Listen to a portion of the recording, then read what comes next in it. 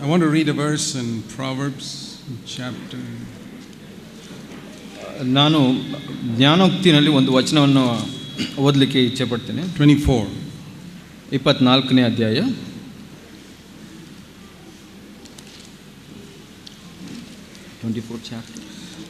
Proverbs 24 verses 3 and 4. ಜ್ಞಾನೋಕ್ತಿ 24ನೇ ಅಧ್ಯಾಯ 3 ಮತ್ತು 4ನೇ ವಚನವನ್ನು ನೋಡೋಣ. This is a very important verse for our personal life. ಇದು ನಮ್ಮ ವೈಯಕ್ತಿಕ ಜೀವಿತಕ್ಕೆ ಬಹಳ ಮುಖ್ಯವಾದ ವಚನವಾಗಿದೆ. And for our home life. ನಮ್ಮ ಕೌಟುಂಬಿಕ ಜೀವಿತಕ್ಕೆ. And for our church life. ನಮ್ಮ ಸಭೆಯ ಜೀವಿತಕ್ಕೆ. We have 3 areas of responsibility. ನಮಗೆ 3 ಥರನಾದ ವಿಧವಾದ ಒಂದು ಜವಾಬ್ದಾರಿ ಇರುತ್ತೆ. One in our personal relationship with God. ಮೊದಲನೇದಾಗಿ ನಮ್ಮ ವೈಯಕ್ತಿಕ ಸಂಬಂಧ ದೇವರ ಜೊತೆ. And the other in our family, in our home. ನಂತರದ್ದು ನಮ್ಮ ಕುಟುಂಬಕ್ಕೆ, ನಮ್ಮ ಕುಟುಂಬದ ಸದಸ್ಯರ ಜೊತೆಗಿನ ಸಂಬಂಧ. And then third, ಮೂರನೇದಾಗಿ in our local church. ನಮ್ಮ ಸ್ಥಳೀಯ ಸಭೆಯಲ್ಲಿ. So here it speaks about building a house. ಇಲ್ಲಿ ಒಂದು ಮನೆಯನ್ನು ಕಟ್ಟುವುದರ ಬಗ್ಗೆ ಹೇಳುತ್ತೆ. And it says by wisdom we build a house. ಇಲ್ಲಿ ಹೇಳುತ್ತೆ ಜ್ಞಾನದಿಂದ ಮನೆಯನ್ನು ಕಟ್ಟುವುದಕ್ಕೆ ಸಾಧ್ಯ ಅಂತ. And then by understanding it is established. ವಿವೇಕವು ಆಧಾರಪಡಿಸುತ್ತೆ, ಸ್ಥಿರಪಡಿಸುತ್ತೆ ಅಂತ ಹೇಳುತ್ತೆ. And by knowledge the rooms are filled with precious and pleasant riches.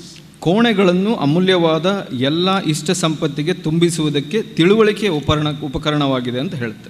So knowledge is like the furniture, the beds and the sofas and the tables and the chairs. ತಿಳುವಳಿಕೆ ಅನ್ನುವಂಥದ್ದು ನಮ್ಮ ಮನೆಯಲ್ಲಿ sofa, bed ಅಥವಾ ಕೋಣೆಯಲ್ಲಿ ಇಡುವಂಥ ವಸ್ತುಗಳು, ಉಪಕರಣಗಳಿಗೆ ಹೋಲಿಕೆಯಾಗಿದೆ. But the house is different from the furniture. ಆದರೆ ಈ ಉಪಕರಣಗಳ ಸಾಧನಗಳಿಗಿಂತ ಈ ಮನೆ ಅಂಥದ್ದು ಪ್ರತ್ಯೇಕವಾದದ್ದು. So what you learn from that is this. ಇದರಿಂದ ನಾವು ಏನು ಕಲಿಬೋದು ಅಂದರೆ, if you only have a knowledge of the Bible, ನಮಗೆ ಒಂದು ಬೈಬಲಿನ ತಿಳುವಳಿಕೆ ಮಾತ್ರ ಇದ್ದರೆ, it's like having a lot of furniture but no house. ಅದರಿಂದ ಏನು ಗೊತ್ತಾಗುತ್ತೆ ಅಂದರೆ, ನಮಗೆ ಒಂದು ಮನೆಯಲ್ಲಿ ಉಪಕರಣಗಳು ಮಾತ್ರ ಇದೆ, ಆದರೆ ಮನೆ ಇಲ್ಲ ಅಂತ. Supposing you buy a plot of land and you just put a bed over there and decide to sleep there. ಹೀಗೆ ಯೋಚನೆ ಮಾಡಿ, ನೀವು ಒಂದು ಜಾಗವನ್ನು ಖರೀದಿಸಿ ಅಲ್ಲಿ ನಿಮ್ಮ ಉಪಕರಣಗಳನ್ನು ಮಾತ್ರ ಇಡ್ತೀರಾ, ಬೆಡ್ಡು, ಸೋಫಾ ಹೀಗೆ ಇಡ್ತೀರಾ ಅಂತ ಯೋಚನೆ ಮಾಡಿ. Nobody does it. ಯಾರು ಹಾಗೆ ಮಾಡಲ್ಲ. You don't put all the chairs and tables in an open plot of ground. ಒಂದು ತೆರೆದ ಜಾಗದಲ್ಲಿ ನೀವು ಹಾಗೆ ಉಪಕರಣಗಳನ್ನು, ವಸ್ತುಗಳನ್ನು ಇಡೋದಿಲ್ಲ. You first build a house and then you put the furniture. ಮೊದಲು ನಾವು ಒಂದು ಮನೆಯನ್ನು ಕಟ್ತೀವಿ, ನಂತರ ಉಪಕರಣಗಳನ್ನು ಇಡ್ತೀವಿ. So read it again. ಮತ್ತೆ ಓದಿ. By wisdom a house is built, and then with knowledge all the rooms are filled with various things.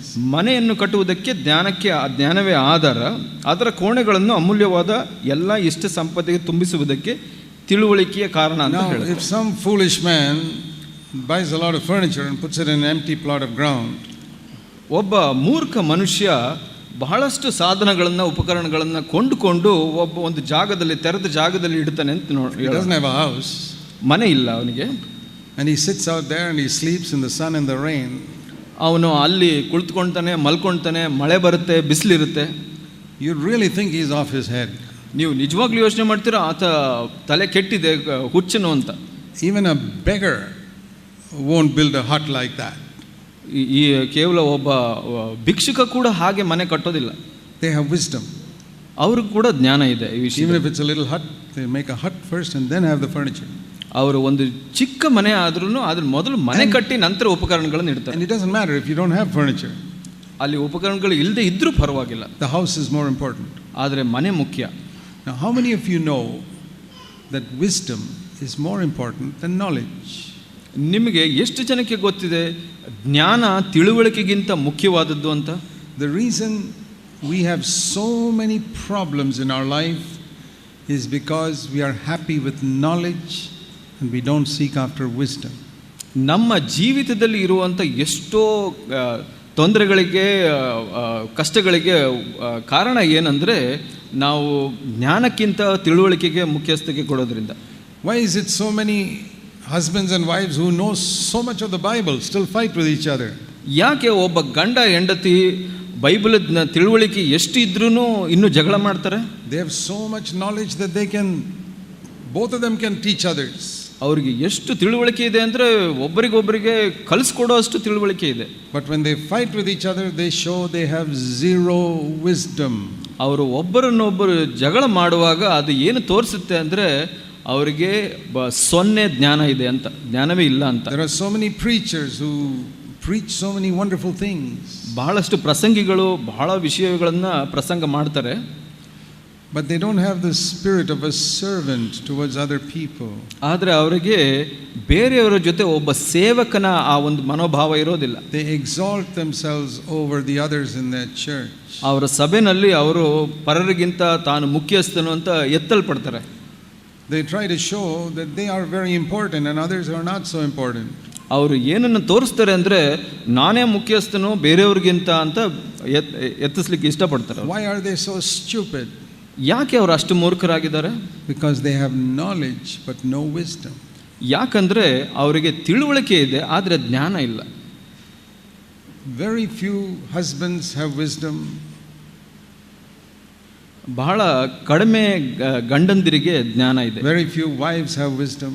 ಬಹಳ ಕಡಿಮೆ ಹೆಂಡತಿಯರಿಗೆ ಜ್ಞಾನ ಇದೆ. Very few fathers and mothers have wisdom. ಬಹಳ ಕಡಿಮೆ ತಂದೆ ತಾಯಂದಿರಿಗೆ ಜ್ಞಾನ ಇದೆ. That's why they have so much problem with their children. ಅದರಿಂದ ಅವರ ಮಕ್ಕಳ ಜೊತೆ ಬಹಳಷ್ಟು ತೊಂದರೆ ಇದೆ ಅವರಿಗೆ. You can't bring up children in a godly way by giving them Bible knowledge. ನೀವು ಮಕ್ಕಳನ್ನ ದೈವಿಕವಾಗಿ ಬೆಳೆಸಲಿಕ್ಕಾಗೋದಿಲ್ಲ ಕೇವಲ ಬೈಬಲ್ ಜ್ಞಾನವನ್ನು, ಬೈಬಲ್ ತಿಳುವಳಿಕೆಯನ್ನು ಕೊಡೋದ್ರಿಂದ. There are so many children growing up in our churches with so much Bible knowledge, but they are not spiritual. ನಮ್ಮ ಮಧ್ಯದಲ್ಲಿ, ನಮ್ಮ ಸಭೆಗಳಲ್ಲಿ ಬಹಳಷ್ಟು ಮಕ್ಕಳು ಬೆಳೀತಾ ಇದ್ದಾರೆ, ಅವರಿಗೆ ಎಷ್ಟೊಂದು ತಿಳುವಳಿಕೆ ಇದೆ ಆದರೆ ಜ್ಞಾನ ಇಲ್ಲ. Because they don't have wisdom. ಅವರಿಗೆ ಜ್ಞಾನ ಇಲ್ಲ. So in every relationship, wisdom is the most important thing. ಎಲ್ಲ ಒಂದು ಸಂಬಂಧದಲ್ಲಿ ಜ್ಞಾನವು ಬಹಳ ಮುಖ್ಯವಾದದ್ದು. That is how we build a house. ಹಾಗೆ ನಾವು ಒಂದು ಮನೆಯನ್ನು ಕಟ್ತೇವೆ. Whether it's your home, ನಿಮ್ಮ ಮನೆ ಆಗಿರ್ಬೋದು, ಅದು or the church, ಸಭೆ ಆಗಿರ್ಬೋದು. Some people think if I have the gifts of the Holy Spirit, I can build the church. ಕೆಲವರು ಯೋಚನೆ ಮಾಡ್ತಾರೆ, ನನಗೆ ಪವಿತ್ರಾತ್ಮನ ವರಗಳಿದ್ರೆ ಸಭೆಯನ್ನು ಕಟ್ಟಬಹುದು ಅಂತ. Without wisdom, you can never do it. ಜ್ಞಾನವಿಲ್ಲದೆ ನಾವು ಕಟ್ಟಲಿಕ್ಕೆ ಸಾಧ್ಯ ಇಲ್ಲ. That's why we must seek after wisdom in our life. ಅದರಿಂದ ನಮ್ಮ ಜೀವಿತದಲ್ಲಿ ನಾವು ಜ್ಞಾನವನ್ನು ಹಾತೊರಿಬೇಕು. And the first step to that, ಅದಕ್ಕೆ ಮೊದಲನೇ ಹೆಜ್ಜೆ ಏನಂದರೆ, is to acknowledge that we don't have it. ಮೊದಲನೇ ಹೆಜ್ಜೆ ಯಾವುದು ಅಂದರೆ ನಾವು ನಮ್ಮಲ್ಲಿ ಅದು ಇಲ್ಲ ಅನ್ನೋದನ್ನು ತಿಳ್ಕೊಳ್ಳುವಂಥದ್ದು. If I come to God and I think that I have a lot of wisdom, ನಾವು ದೇವ್ರ ಹತ್ರ ಬಂದು ನನಗೆ ಬಹಳ ಜ್ಞಾನ ಇದೆ ಅಂತ ಅಂದ್ಕೊಂಡ್ರೆ, then God won't give me anything. ಆಗ ದೇವರು ಏನೂ ಕೊಡೋದಿಲ್ಲ ನನಗೆ. Let's take the matter of righteousness. ಈ ಒಂದು ನೀತಿಯ ವಿಷಯವಾಗಿ ನಾವು ಯೋಚನೆ ಮಾಡೋಣ. Supposing a person who's not converted, ಒಬ್ಬ ಮನುಷ್ಯ ಅವನು ಹೊಸದಾಗಿ ಹುಟ್ಟಿಲ್ಲ ಅಂತ ಅನ್ಕೊಳ್ಳೋಣ. He comes to God saying, I'm quite good. ದೇವರ ಬಳಿ ಬಂದು ನಾನು ಬಹಳ ಒಳ್ಳೆಯವನು ಅಂತ ಹೇಳ್ತಾನೆ. He'll never be converted. ಅವನು ಯಾವತ್ತೂ ಪರಿವರ್ತನೆ ಹೊಂದೋದಿಲ್ಲ. God will not give him his righteousness. ಯಾಕೆ ಅಂದರೆ ದೇವರು ತನ್ನ ನೀತಿಯನ್ನು ಅವನಿಗೆ ಕೊಡೋದಿಲ್ಲ. Because he is so confident in his own righteousness. ಯಾಕೆ ಅಂದರೆ ಆತನ ಸ್ವನೀತಿಯಲ್ಲಿ ಬಹಳ ಭರವಸೆ ಇದೆ ಅವನಿಗೆ. You remember the story which Jesus said of the Pharisee and the publican in Luke chapter 18. ಲೂಕ 18ರಲ್ಲಿ ಯೇಸು ಒಬ್ಬ ಪರಿಸಾಯನ ಮತ್ತು ಅನ್ಯನ ಬಗ್ಗೆ ಹೇಳಿದ ಸಾಮ್ಯ ಗೊತ್ತಿದೆಯಲ್ಲ ನಿಮಗೆ. Verse 9 it says he told this parable to those who trusted in themselves that they were righteous and viewed other people with contempt. 9ನೇ ವಚನದಲ್ಲಿ ನೋಡ್ತೀವಿ, ತಾವೇ ನೀತಿವಂತರೆಂದು ತಮ್ಮಲ್ಲಿ ಭರವಸೆ ಇಟ್ಟುಕೊಂಡು ಉಳಿದವರನ್ನು ಉದಾಸೀನ ಮಾಡುವಂತ ಕೆಲವರಿಗೆ ಒಂದು ಸಾಮ್ಯವನ್ನು ಹೇಳಿದನು ಅಂತ ಹೇಳುತ್ತೆ. And then he told the story of this Pharisee who thought he was very righteous. ನಂತರ ಈ ಕಥೆಯನ್ನು ಹೇಳ್ತಾರೆ, ಒಬ್ಬ ಪರಿಸಾಯ ತಾನು ಒಳ್ಳೆಯವನು ಅಂತ ಅನ್ಕೊಂಡಿದ್ರ ಬಗ್ಗೆ. And far away there was a man who was a sinner, verse 13, who didn't have any righteousness. He said, be merciful to me, a sinner. ಅಲ್ಲಿ ದೂರದಲ್ಲಿ ಒಬ್ಬ ಸುಂಕದವನು ನಿಂತು ದೇವರೇ ನಾನು ಒಳ್ಳೆಯವನಲ್ಲ ಅಂತ ಒಬ್ಬ ದೀನನಾಗಿ ಪ್ರಾರ್ಥನೆ ಮಾಡಿದ್ದನ್ನು ನಾವು ನೋಡ್ತೇವೆ ಇಲ್ಲಿ 13ನೇ ವಚನ. And it says in verse 14, 14ನೇ ವಚನದಲ್ಲಿ that man who acknowledged he had no righteousness got the righteousness of God. ಇಲ್ಲಿ ನನಗೆ ನಾನು ನೀತಿವಂತನಲ್ಲ ಅಂತ ಹೇಳಿದ ಮನುಷ್ಯನು 14ನೇ ವಚನದಲ್ಲಿ ನೋಡ್ತೇವೆ ನೀತಿವಂತನಾಗಿ ನಿರ್ಣಯಿಸಲ್ಪಟ್ಟನು ಅಂತ. When it says justified, that means he got the righteousness of God. ನಾನು ನೀತಿವಂತನಾದನು ಅಂತ ಹೇಳುವಾಗ ಅಂದ್ರೆ ದೇವರ ನೀತಿಯನ್ನು ಪಡೆದುಕೊಂಡನು ಅಂತ ಅರ್ಥ. But who got that righteousness of God? ಆ ದೇವರ ನೀತಿಯನ್ನು ಯಾರು ಹೊಂದಿದರು? Not the one who felt he had some righteousness. ಯಾರು ನಾನು ನೀತಿವಂತನು ಅಂತ ಅಂದುಕೊಂಡನೋ ಅವನಲ್ಲ. But the one who felt he had no righteousness. ಯಾರು ನನಗೆ ನಾನು ನೀತಿವಂತನಲ್ಲ ಅಂತ ಅಂದುಕೊಂಡ. The one who recognized that even what I think is my righteousness is like filthy rags in God's eyes. ಯಾರು ನಾನು ಯಾವುದನ್ನ ನೀತಿ ಅಂದ್ಕೊಳ್ತೀನೋ ಅದು ಕೂಡ ಒಂದು ಹೊಲೆಯಾಗಿದೆ ದೇವರ ದೃಷ್ಟಿನಲ್ಲಿ ಅಂತ ಅಂದ್ಕೊಳ್ತಾನೋ ಅವನು ಹೊಂದ್ಕೊಳ್ತಾನೆ.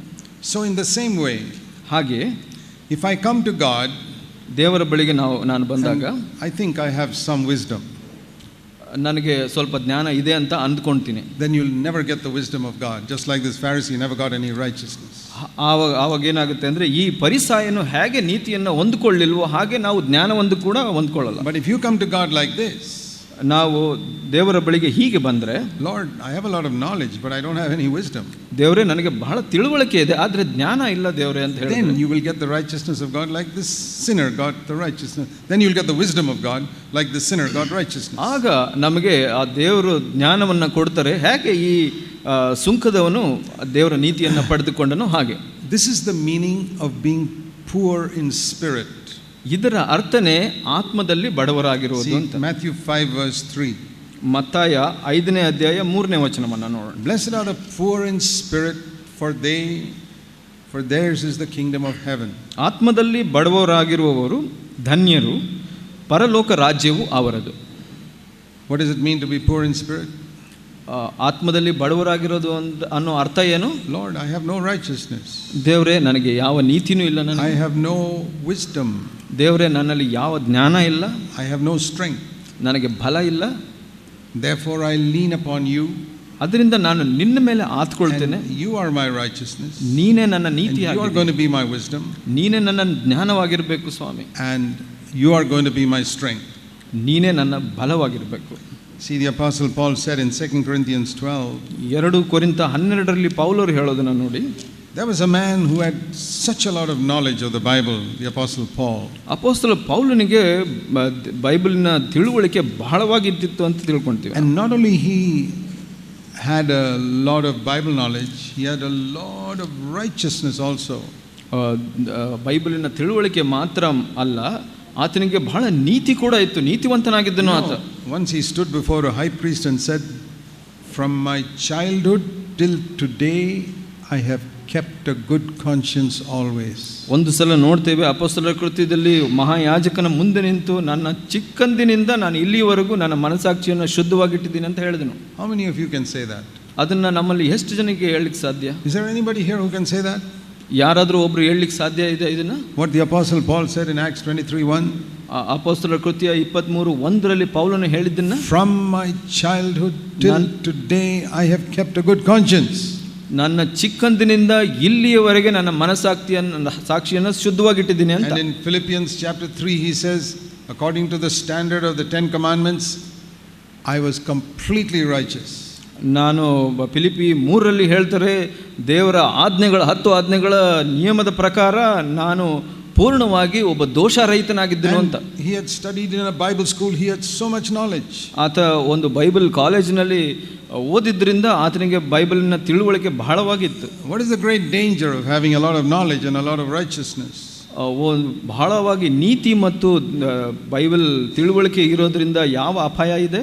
Is it bad to be righteous? ನೀತಿವಂತರಾಗಿರೋದು ಕೆಟ್ಟದ? ಇಲ್ಲ. Is it bad to have Bible knowledge? ಬೈಬಲ್ನ ತಿಳುವಳಿಕೆ ಇರೋದು ಕೆಟ್ಟದ? No. ಇಲ್ಲ. But the great danger is that those who have a lot of knowledge and have a lot of righteousness become proud of it. ಆದರೆ ಅದರಲ್ಲಿರೋ ಅಪಾಯ ಯಾವುದಂದರೆ ಯಾರಿಗೆ ಹೆಚ್ಚು ನೀತಿ ಮತ್ತು ಬೈಬಲಿನ ತಿಳುವಳಿಕೆ ಹೆಚ್ಚಾಗಿರುತ್ತೋ ಅವ್ರಿಗೆ ಗರ್ವಿಗಳಾಗುವಂಥ ಅಪಾಯ ಇದೆ. And that pride will send them to hell. ಆ ಒಂದು ಗರ್ವ, ಅಹಂಕಾರ ಅವ್ರನ್ನ ನರಕಕ್ಕೆ ಕಳಿಸುತ್ತೆ. So what did God do to Paul? ಪೌಲನಿಗೆ ದೇವರು ಏನು ಮಾಡಿದರು? He gave him a little sickness. ಆತನಿಗೆ ಒಂದು ಕಾಯಿಲೆಯನ್ನು ಕೊಟ್ಟರು. He calls it here in 2 Corinthians 12:7 a thorn in the flesh, a messenger of Satan. So ಇಲ್ಲಿ 12ನೇ ಅಧ್ಯಾಯ 2ನೇ ಕೊರಿಂಥ 7ನೇ ವಚನದಲ್ಲಿ ಹೇಳ್ತಾರೆ, ಶೂಲ ನನ್ನ ಶರೀರದಲ್ಲಿ ನಾಟಿದೆ ಎಂಬಂತೆ ನನ್ನನ್ನು ಗುದ್ದುವುದಕ್ಕೆ ಸೈತಾನನ ದೂತರಲ್ಲಿ ಒಬ್ಬನು ನನಗೆ ಕಳಿಸಲ್ಪಟ್ಟನು ಅಂತ. Sickness is a messenger of Satan. It is not from God. ಒಂದು ಅಸ್ವಸ್ಥತೆ ಅಥವಾ ಕಾಯಿಲೆ ಒಂದು ದೂತನಂತೆ ಅಂತ ಹೇಳುತ್ತೆ. Why do I say that? ಯಾಕೆ ಹೇಳ್ತೀನಿ ನಾನು ಹಾಗೆ? Because I want to ask you fathers, will any of your fathers give sickness to your children? ನೀವು ನಿಮ್ಮಲ್ಲಿ ತಂದೆಯವರಿಗೆ ನಾನು ಕೇಳಲಿಕ್ಕೆ ಇಷ್ಟಪಡ್ತೀನಿ, ನೀವು ನಿಮ್ಮ ಮಕ್ಕಳಿಗೆ ಯಾವುದಾದ್ರೂ ಕಾಯಿಲೆ ಕೊಡ್ಲಿಕ್ಕೆ ಇಷ್ಟಪಡ್ತೀರಾ? No. ಇಲ್ಲ. And Jesus said, if you evil fathers know how to give good things to your children, how much more your heavenly Father will give only good things to those who ask him. ಯೇಸು ಹೇಳಿದ್ರು, ನೀವು ಒಳ್ಳೆಯ ತಂದೆಯಂದಿರು ನಿಮ್ಮ ಮಕ್ಕಳಿಗೆ ಕೆಟ್ಟದನ್ನು ಕೊಡ್ಲಿಕ್ಕೆ ಇಷ್ಟಪಡೋದಿಲ್ಲ. ಹಾಗಿದ್ರೆ ಒಳ್ಳೆಯ ತಂದೆ, ಪರಲೋಕ ತಂದೆ ಎಷ್ಟು ಒಳ್ಳೆಯವರು ಯೋಚನೆ ಮಾಡಿ. Don't ever say God gave you a sickness. That will be like saying your father or mother gave you a sickness. ನೀವು ಯಾವತ್ತು ದೇವರು ನನಗೆ ಕಾಯಿಲೆಯನ್ನು ಕೊಟ್ಟರು ಅಂತ ಹೇಳಬೇಡಿ. ಅದು ಹೇಗೆ ಅಂದರೆ ನಿಮ್ಮ ತಂದೆ ತಾಯಿ ನಿಮಗೆ ಕಾಯಿಲೆ ಕೊಟ್ಟರು ಅಂತ ಹೇಳೋದು. God allows the devil to give us a sickness sometimes. ಆದರೆ ಸೈತಾನನು ನಿಮಗೆ ಕಾಯಿಲೆ ಕೊಡೋ ತರ ಅನುಮತಿಸ್ತಾರೆ. So the sickness is a messenger of Satan. ಒಂದು ಕಾಯಿಲೆ ಅನ್ನೋದು ಒಂದು ಸೈತಾನನ ದೂತನಂತೆ. And even Paul got it. ಪೌಲನು ಕೂಡ ಹೊಂದಿದ್ದನು ಅದನ್ನು. Paul says, I got this messenger of Satan which is like something troubling me in my flesh all the time. ನನ್ನ ಶರೀರದಲ್ಲಿ ಬಹಳ ತೊಂದರೆ ಕೊಡ್ತಾ ಇದೆ ಈ ಸೈತಾನನ ದೂತ ಅಂತ ಪೌಲನು ಹೇಳಿದನು. It's like if a thorn gets into your foot, how difficult it is. ನಿಮ್ಮ ಕಾಲಿನಲ್ಲಿ ಒಂದು ಮುಳ್ಳು ಚುಚ್ಚಿಕೊಂಡ್ರೆ ಎಷ್ಟು ಕಷ್ಟ ಆಗುತ್ತೆ ಯೋಚನೆ ಮಾಡಿ. And if you can't take it out, ನಿಮಗೆ ಅದನ್ನು ತೆಗಿಲಿಕ್ಕೆ ಆಗಿಲ್ಲ ಅಂದ್ರೆ you have to limp and walk. You can't take out the thorn. ನೀವು ಮುಳ್ಳನ್ನ ತೆಗಿಲಿಕ್ಕೆ ಆಗದೆ ಇರೋದ್ರಿಂದ ನೀವು ಕುಂಟುತ್ತಾ ನಡಿಬೇಕಾಗುತ್ತೆ. Now this is not a physical thorn that he could take out easily. ಇಲ್ಲಿ ಪೌಲನು ಹೇಳೋದು ಒಂದು ಶಾರೀರಿಕ ಒಂದು ಮುಳ್ಳಾಗಿರಲಿಲ್ಲ. It was some type of sickness which only God could take out. ಅಲ್ಲಿ ಒಂದು ತರದ ಒಂದು ಕಾಯಿಲೆ ಆಗಿತ್ತು, ದೇವರೇ ತೆಗಿಬೇಕಾಗಿತ್ತು ಅದನ್ನು. And God allows sometimes some little problem like that to come into our life. ದೇವರು ಹಾಗೆ ಕೆಲವು ಸಲ ಈ ತರ ತೊಂದರೆಗಳು ಬರಲಿಕ್ಕೆ ಅನುಮತಿಸ್ತಾರೆ. It could be a financial difficulty, it could be a sickness, it could be some problem. ಅದು ಹಣದ ತೊಂದರೆ ಇರಬಹುದು, ಕೆಲವು ಕಾಯಿಲೆ ಇರಬಹುದು, ಅಥವಾ ಬೇರೆ ಏನಾದರೂ ಆಗಿರಬಹುದು. And it says in verse 8, he prayed 3 times, the Lord take it away. ಇಲ್ಲಿ 8ನೇ ವಚನದಲ್ಲಿ ನೋಡ್ತೀವಿ, ಆತನು ಇದನ್ನು ತೆಗೆದು ಬಿಡು ಸ್ವಾಮಿ ಅಂತ 3 ಸಲ ಪ್ರಾರ್ಥನೆ ಮಾಡಿದ್ದನ್ನ. Is there anything impossible for God? ದೇವರಿಗೆ ಯಾವುದಾದ್ರೂ ಕಷ್ಟ ಇದೆಯಾ? Why didn't God take it away? ಯಾಕೆ ದೇವರು ತೆಗಿಲಿಲ್ಲ ಅದನ್ನ? Why doesn't God take away some of those things which are troubling you? ಯಾಕೆ ದೇವರು ನಿಮಗೆ ತೊಂದರೆ ಕೊಡ್ತಾ ಇರೋ, ಕಷ್ಟ ಕೊಡ್ತಾ ಇರೋ ಕೆಲವನ್ನ ತೆಗಿತಾ ಇಲ್ಲ? You say, oh, it's because I'm such a bad person, that's why God doesn't take it away. ನೀವು ಹೇಳ್ಬೋದು, ನಾನು ಬಹಳ ಕೆಟ್ಟ ಮನುಷ್ಯ, ಅದರಿಂದ ದೇವರು ತೆಗಿತಾ ಇಲ್ಲ ಅಂತ. But Paul was not a bad person, he was one of the greatest servants of God in that time. ಆದರೆ ಪೌಲನ ಬಗ್ಗೆ ಯೋಚನೆ ಮಾಡಿ, ಆತನು ಕೆಟ್ಟ ಮನುಷ್ಯನಾಗಿರಲಿಲ್ಲ, ಆತನು ಅಂದು ಜೀವಿಸಿದ ಕ್ರೈಸ್ತರಲ್ಲಿ ಬಹಳ ಮುಖ್ಯವಾದನಾಗಿದ್ದಾನೆ. When your prayer is not answered, you think, oh, I must be so bad, that's why God doesn't answer my prayer. ನೀವು ಅನ್ಕೊಳ್ಬಹುದು, ನಿಮ್ಮ ಪ್ರಾರ್ಥನೆಗೆ ಉತ್ತರ ಸಿಗದೇ ಇದ್ದಾಗ, ಓ ನನಗೆ ಬಹಳ ಕೆಟ್ಟ ಮನುಷ್ಯ, ಅದರಿಂದ ನನಗೆ ಉತ್ತರ ಸಿಗಲಿಲ್ಲ ಅಂತ. The apostle Paul, he prayed and his prayer was not answered. ಇಲ್ಲಿ ಅಪೊಸ್ತಲ ಪೌಲನ ಬಗ್ಗೆ ನೋಡ್ತೀವಿ, ಆತ ಪ್ರಾರ್ಥನೆ ಮಾಡಿದ್ರು ಅದಕ್ಕೆ ಉತ್ತರ ಸಿಕ್ಕಲಿಲ್ಲ. It doesn't just say prayed. If you read verse 8, it says he entreated the Lord. That means he was fervently crying out, God help me. ಇಲ್ಲಿ 8ನೇ ವಚನನ ಓದಿದ್ರೆ ನಿಮಗೆ ಗೊತ್ತಾಗುತ್ತೆ, ಅಲ್ಲಿ 3 ಸಲ ಕರ್ತನನ್ನು ಬೇಡಿಕೊಂಡನು ಅಂತ. ಅಂದ್ರೆ ಅವನು ಕೂಗಿ ಕೇಳಿಕೊಂಡನು ದೇವರಿಗೆ. Desperate cry like a drowning man, please help ಅಲ್ಲಿ me. ಒಬ್ಬ ಮುಳುಗುತ್ತಾ ಇರೋ ಒಬ್ಬ ಮನುಷ್ಯ ಕೂಗಿ ಕಿರ್ಚ್ಕೊಳ್ಳೋ ತರ ಆಯ್ತು. God said no. ಆದ್ರೆ ದೇವರು ಹೇಳಿದ್ರು He ಇಲ್ಲ. prayed again, God said no. ಆತ ಮತ್ತೆ ಪ್ರಾರ್ಥಿಸಿದನು, ದೇವರು He prayed ಇಲ್ಲ again, ಅಂತ. God said no. ಆತ ಮತ್ತೆ ಪ್ರಾರ್ಥಿಸಿದನು, ದೇವರು ಇಲ್ಲ ಅಂತ ಹೇಳಿದ್ರು. Why did God say no? ಯಾಕೆ ದೇವರು ಇಲ್ಲ ಅಂತ ಹೇಳಿದ್ರು? Because Paul was in danger of becoming proud.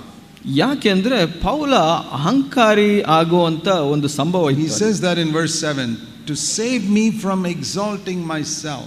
ಇಲ್ಲಿ 7ನೇ ವಚನದಲ್ಲಿ ಹೇಳುತ್ತೆ, ವಿಶೇಷವಾಗಿರುವುದರಿಂದ ನಾನು ಹೊಗಳಿಕೊಳ್ಳದೆ ಸುಮ್ಮನಿರುತ್ತೇನೆ, ನಾನು ನನ್ನನ್ನು ಅತಿಶಯವಾಗಿ ಹೆಚ್ಚಿಸಿಕೊಳ್ಳಬಾರದೆಂದು ಅಂತ ಹೇಳುತ್ತೆ. Now, if I were to ask you a question, ನಾನು ನಿಮಗೆ ಒಂದು ಪ್ರಶ್ನೆ ಕೇಳೋದಾದರೆ please answer it honestly.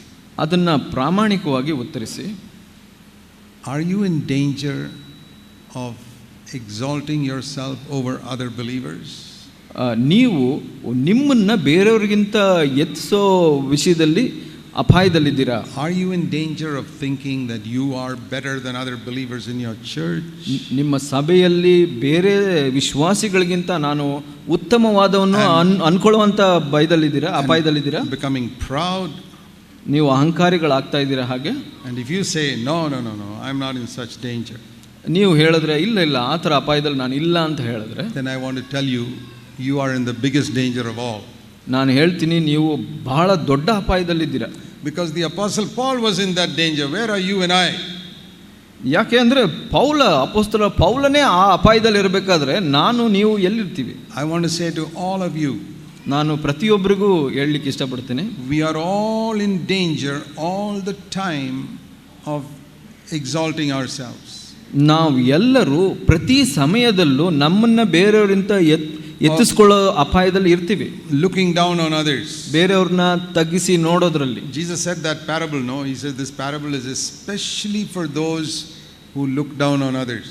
ಅಲ್ಲಿ ಆ ಒಂದು ಸಾಮ್ಯವನ್ನು ಹೇಳಿದ್ದನ್ನು ನಾವು ನೋಡಿದ್ವಿ. ಯೇಸು ಹೇಳಿದ್ರು ಇದನ್ನ ಪ್ರತ್ಯೇಕವಾಗಿ ಯಾರು ಕೆಲವರನ್ನ ದೂಷಣೆಯಿಂದ ನೋಡ್ತಾರೋ ಅವರಿಗೋಸ್ಕರ ಅಂತ. Do you think a prostitute here is in danger of looking down on others?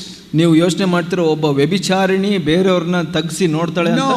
ಇಲ್ಲ, ಆಕೆ ಆ ಅಪಾಯದಲ್ಲಿ ಇಲ್ಲ. Only some elder brother in a church or a bishop or somebody who is in danger of looking down on others. ಅದು ಆಕೆಗೆ ಸಾಧ್ಯ ಇಲ್ಲ ಅದು. ಆದರೆ ಯಾರೋ ಒಬ್ಬ ಬಿಷಪ್, ಒಬ್ಬ ಸಭೆಯ ಹಿರಿಯನಿಗೆ ಆ ಅಪಾಯ ಇದೆ. Because they have so much knowledge. ಯಾಕೆ ಅಂದ್ರೆ ಅವರಿಗೆ ತಿಳುವಳಿಕೆ ಇದೆ ಹೆಚ್ಚಾಗಿ. Or they think they have so much righteousness. ಯಾಕೆಂದ್ರೆ ಅವರು ಅನ್ಕೊಂತಾರೆ ನಾನು ನೀತಿವಂತನು ಅಂತ. That poor prostitute has got no knowledge and no righteousness also. ಆ ಒಂದು ವ್ಯಭಿಚಾರಣಿಗೆ ಒಂದು ತಿಳುವಳಿಕೆ ಆಗಲಿ ಒಂದು ಸ್ವನೀತಿಯಾಗಿ ಇಲ್ಲ. So does God want you to be like a prostitute? ದೇವರು ನಿಮಗೆ ವ್ಯಭಿಚಾರಣಿಯಾಗಿ ಇರಬೇಕು ಅಂತ ಬಯಸ್ತಾರ? ಇಲ್ಲ. He wants you to be holy but humble. ದೇವರು ನೀವೆಲ್ಲ ಪವಿತ್ರರಾಗಬೇಕು ಅಂತ ಬಯಸ್ತಾರೆ, ಆದರೆ ದೀನರು ಆಗಿರಬೇಕು. Is that possible? ಆದರೆ ಅದು ಸಾಧ್ಯ ಇದೆಯಾ? What do you think? ಏನು ಯೋಚನೆ? Is it possible to be the holiest, wisest brother in your church and also to be the humblest? ಇದು ಸಾಧ್ಯ ಇದೆಯಾ? ಯೋಚನೆ ಮಾಡಿ. ನಿಮ್ಮ ಸಭೆಯಲ್ಲಿ ನೀವು ಅತಿ ಪವಿತ್ರರಾಗಿ ಮತ್ತು ಅತಿ ದೀನರಾಗಿ ಇರುವಂತ ಸಾಧ್ಯತೆ ಇದೆಯಾ ನಿಮ್ಮ ಸಭೆಯಲ್ಲಿ? Very difficult. ಆದರೆ ಕಷ್ಟ ಇದೆ ಅದು. But we know it's possible. ಆದರೆ ಅದು ಅಸಾಧ್ಯ ಅಲ್ಲ, ಸಾಧ್ಯ ಇದೆ. Because Jesus was like that. ಯಾಕೆ ಅಂದ್ರೆ ಯೇಸು ಹಾಗಿದ್ರು. He was the holiest and wisest and yet he was also the humblest. ಯಾಕೆ ಅಂದ್ರೆ ಯೇಸು ಪವಿತ್ರರಾಗಿದ್ರು ಮತ್ತೆ ದೀನರಾಗಿದ್ರು, ಆದರೂ ಅವರು ದೀನರಾಗಿದ್ರು. But even Paul found it difficult. ಆದರೆ ಪೌಲನಿಗೆ ಅದು ಕಷ್ಟ ಆಯಿತು. So God had to help him by giving him a little sickness. ಆಗ ಪೌಲನಿಗೆ ದೇವರು ಒಂದು ಕಾಯಿಲೆಯನ್ನು ಕೊಟ್ಟು ಅದನ್ನು ನಿಯಂತ್ರಿಸಬೇಕಾಗಿತ್ತು. God has to help you by giving you little financial difficulty. ದೇವರು ನಿಮಗೆ ಒಂದು ಹಣದ ಕೊರತೆಯನ್ನ ಕಷ್ಟವನ್ನು ಕೊಟ್ಟು ಸಹಾಯ ಮಾಡಬೇಕಾಗಿದೆ. God has to help you by giving you a difficult boss. ನಿಮಗೆ ಒಬ್ಬ ಕಷ್ಟಕರವಾದ ಯಜಮಾನನ್ನ ಕೊಟ್ಟು ನಿಮಗೆ ಸಹಾಯ ಮಾಡಬೇಕಾಗಿದೆ. Or a difficult wife or a difficult husband. ಒಬ್ಬ ಕಷ್ಟಕರ ಗಂಡನಿರಬಹುದು ಅಥವಾ ಹೆಂಡತಿ ಇರಬಹುದು. That is God's way of helping you to humble yourself. ಅದು ದೇವರು ನಿಮಗೆ ಸಹಾಯ ಮಾಡುವಂತ ಒಂದು ವಿಧಾನ ನೀವು ತಗ್ಗಿಸಿಕೊಳ್ಳಲಿಕ್ಕೆ. You know, I have seen people who boast about how good their children are. ನಾನು ನೋಡಿದ್ದೀನಿ ಕೆಲವರು ತಮ್ಮ ಮಕ್ಕಳ ಬಗ್ಗೆ ಗರ್ವ ಪಡ್ತಾರೆ, ಎಷ್ಟು ಒಳ್ಳೆಯವರು ಅಂತ. Then one of their children go astray. ಅವ್ರು ಒಂದು ದಿವಸ ಒಂದು ಮಗು ದೂರ ಹೋಗ್ಬಿಡುತ್ತೆ. Then they become humble. ಆವಾಗ ಅವರು ದೀನರಾಗ್ಬಿಡ್ತಾರೆ. But why wait till that happens? ಯಾಕೆ ಅದು ಆಗೋವರೆಗೆ ಕಾಯಬೇಕು? When your children are doing well, why not humble yourself and say that is God's mercy, it's got nothing to do with me. ನಿಮ್ಮ ಮಕ್ಕಳು ಒಳ್ಳೆಯವರಾಗಿದ್ದಾಗ ದೇವರೇ ಇದು ನಿನ್ನ ಕರುಣೆ ಅಂತ ದೀನರಾಗಿರೋಕ್ಕೆ ಸಾಧ್ಯ ಇಲ್ವಾ? But most people don't say that. ಆದರೆ ಬಹಳಷ್ಟು ಜನ ಹಾಗೆ ಹೇಳೋದಿಲ್ಲ. You ask yourself. ನಿಮ್ಮನ್ನು ನೀವೇ ಕೇಳ್ಕೊಳ್ಳಿ. How do you look at your own children and compare them with the other children in your church? ನಿಮ್ಮ ಮಕ್ಕಳನ್ನ ನೀವು ನೋಡಿ ಬೇರೆಯವ್ರ ಜೊತೆ ಹೇಗೆ ಹೋಲಿಸಿ ನೋಡ್ತೀರಾ ನೋಡಿ. Are you proud? ನೀವು ಅಹಂಕಾರ ಪಡ್ತೀರಾ? My children are well behaved compared to other children. ಬೇರೆ ಮಕ್ಕಳಿಗಿಂತ ನಮ್ಮ ಮಕ್ಕಳು ಚೆನ್ನಾಗಿ ನಡ್ಕೊಳ್ತಾರೆ ಅಂತ. You be careful. ನೀವು ಜಾಗೃತಿಯಾಗಿರಿ. God will humble you in some way. ದೇವರು ಯಾವುದೋ ಒಂದು ರೀತಿಯಲ್ಲಿ ನಿಮ್ಮನ್ನ ತಗ್ಗಿಸ್ತಾರೆ. God hates proud people. ಯಾಕಂದ್ರೆ ದೇವರು ಅಹಂಕಾರಿಗಳನ್ನು ಎದುರಿಸ್ತಾರೆ. He doesn't hate the prostitute. ಆ ಒಬ್ಬ ವ್ಯಭಿಚಾರಿನ ದ್ವೇಷಿಸುವುದಿಲ್ಲ He doesn't hate ದೇವರು. the murderer. ಒಬ್ಬ ಕೊಲೆಗಾರನ But he ದ್ವೇಷಿಸುವುದಿಲ್ಲ ದೇವರು. resists proud people. ಅಹಂಕಾರಿಗಳನ್ನು ದೇವರು ಎದುರಿಸ್ತಾರೆ. And so if you want wisdom, ನಿಮಗೆ ಜ್ಞಾನ ಬೇಕಾದರೆ let's turn to Psalm 25. ಕೀರ್ತನೆ 25ನೇ ವಚನ ನೋಡು, 25ನೇ ಅಧ್ಯಾಯ ನೋಡ್ಕೊಳ್ಳೋಣ.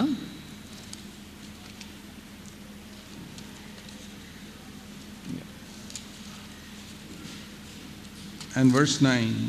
9ನೇ ವಚನ. It says in the last part, he teaches the humble his way. ಇಲ್ಲಿ ಕಡೆಯದಾಗಿ ಹೇಳುತ್ತೆ, ದೀನರಿಗೆ ತನ್ನ ಮಾರ್ಗವನ್ನು ತೋರಿಸುವನು ಅಂತ. Whom does God teach his ways? ಯಾರಿಗೆ ದೇವರು ತನ್ನ ಮಾರ್ಗಗಳನ್ನು ತೋರಿಸ್ತಾನೆ? Not clever people, ಬುದ್ಧಿವಂತರಿಗಲ್ಲ, not rich people, ಐಶ್ವರ್ಯವಂತರಿಗಲ್ಲ, but humble people. ಆದರೆ ದೀನರಿಗೆ ಅಂತ ಹೇಳುತ್ತೆ. Do you understand now why you have not understood God's ways? ಇವಾಗ ನಿಮಗೆ ಗೊತ್ತಾಗುತ್ತಾ ಯಾಕೆ ದೇವ್ರ ಮಾರ್ಗ ನಿಮಗೆ ಗೊತ್ತಾಗಲಿಲ್ಲ ಅಂತ? Maybe you are proud of something in your life. ಯಾವುದೋ ಒಂದು ವಿಷಯದಲ್ಲಿ ನಿಮಗೆ ಅಹಂಕಾರ ಇದೆ, ಅದರಿಂದ. Maybe you compare yourself with other believers. ನೀವು ನಿಮ್ಮನ್ನ ಬೇರೆ ವಿಶ್ವಾಸಿಗಳ ಜೊತೆ ಹೋಲಿಸಿ ನೋಡಿರಬಹುದು. You know, it's very easy to be proud. ನಾವು ಅಹಂಕಾರಿಗಳಾಗೋದು ಬಹಳ ಸುಲಭ. Even if you sisters can cook a meal and somebody appreciates that, saying that was a really good meal. ನೀವು ಸಹೋದರಿಯರು ನೀವು ಮಾಡಿದ ಅಡಿಗೆಯನ್ನು ಬೇರೆಯವರು ಮೆಚ್ಚಿಕೊಂಡ್ರೆ ಅದರಲ್ಲೂ ಅಹಂಕಾರ ಪಡುವಂತ ಸಾಧ್ಯತೆಗಳಿದೆ. And you can become proud and God begins to resist you after that. ನೀವು ಅಹಂಕಾರಿ ಆಗಿದ ತಕ್ಷಣ ದೇವರು ನಿಮ್ಮನ್ನು ವಿರೋಧಿಸಲಿಕ್ಕೆ ಎದುರಿಸಲಿಕ್ಕೆ ಪ್ರಾರಂಭಿಸ್ತಾರೆ. And you face a problem which that other sister who cannot cook well does not face. ನಿಮಗೆ ಯಾವ ತೊಂದರೆ ಎದುರಾಗುತ್ತೆ ಅಂದರೆ ಆ ಒಂದು ಇನ್ನೊಬ್ಬ ಸಹೋದರಿ ಸರಿಯಾಗಿ ಅಡುಗೆ ಮಾಡಲಿಕ್ಕೆ ಬರೋಲ್ಲ, ಆಕೆ ಎದುರಿಸದೇ ಇರೋ ಸಮಸ್ಯೆ ನಿಮಗೆ ಬರುತ್ತೆ. I'm not saying therefore you should cook badly. ನಾನು ಹೇಳ್ತಾ ಇರೋದು ನೀವು ಕೆಟ್ಟದಾಗಿ ಅಡುಗೆ ಮಾಡಬೇಕು ಅಂತಲ್ಲ. But whatever we do, ನಾವು ಏನೇ ಮಾಡಿದ್ರು we need to humble ourselves and say, Lord, that is your ability you have given me. It's not my own ability. ದೇವರೇ, ಇದು ನೀನು ಕೊಟ್ಟ ಸಾಮರ್ಥ್ಯ, ಅದು ನನ್ನಿಂದ ಹುಟ್ಟಿದ್ದಲ್ಲ ಅಂತ ಹೇಳಬೇಕು. I have seen through 53 years of being a believer one truth.